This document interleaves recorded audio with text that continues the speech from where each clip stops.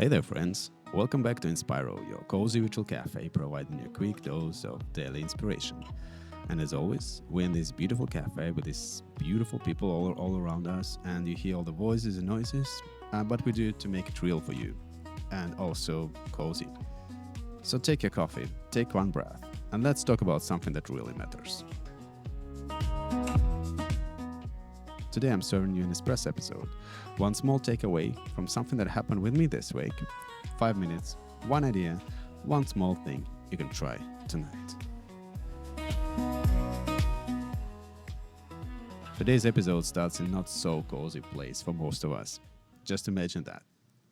A tiny meeting room at work. You know that kind, a little glass booth with just enough room for you, screen, and your thoughts. And it's warm, it's really warm there. And it felt like there was almost no air. The kind of space where after a few minutes, even your thoughts start asking for ventilation. So I'm sitting there this week, taking a video call, already carrying a pretty full week, when someone says, we have a new project for you, and we think it will be really great for your career. And the annoying thing is, they were probably right. It was interesting. It was a good opportunity. It was exactly the kind of thing that makes one part of you feel flattered and another part of you quietly wonder whether your calendar has really lost its mind. So I gave the polite answer. I said, it sounds interesting, but I need to check out of my projects. I have lots on my plate right now. Which was true. But inside my head, the real answer was more like, yes, this sounds good. No, I don't know where this would fit. And also, how exactly I'm supposed to choose well when I want it all?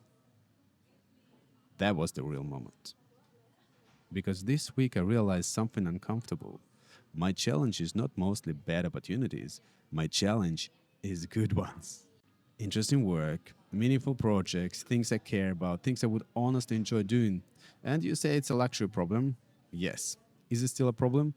Also yes, because good things still take time. They take your energy, they take your attention. And if you keep saying yes to enough good things, eventually you stop showing up fully for any of them. And I know this pattern in myself. I say yes because something is meaningful, then I tell myself I will manage, then my week gets divided into smaller and smaller pieces. A couple for work, a couple for home, one for helping someone, one for one more project, one for the interesting thing I said yes to while briefly pretending time is expendable. And after a while, the whole week starts looking less like a week and more like a tasting menu. Everything looks good, nothing is enough. And that video call helped me name it. If my week gets cut into many tiny slices, even the good parts lose their flavor.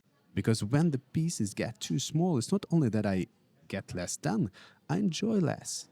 So the question is no longer, is this good? The question becomes, what will this cost the rest of my week? That felt much more honest, isn't it? So maybe what I need is fewer, bigger pieces. A little more courage about what stays, and a little less fantasy about being able to carry everything beautifully and still remain calm, focused, present, and somehow charming by Thursday. Guys, you know I like to make it more practical, right?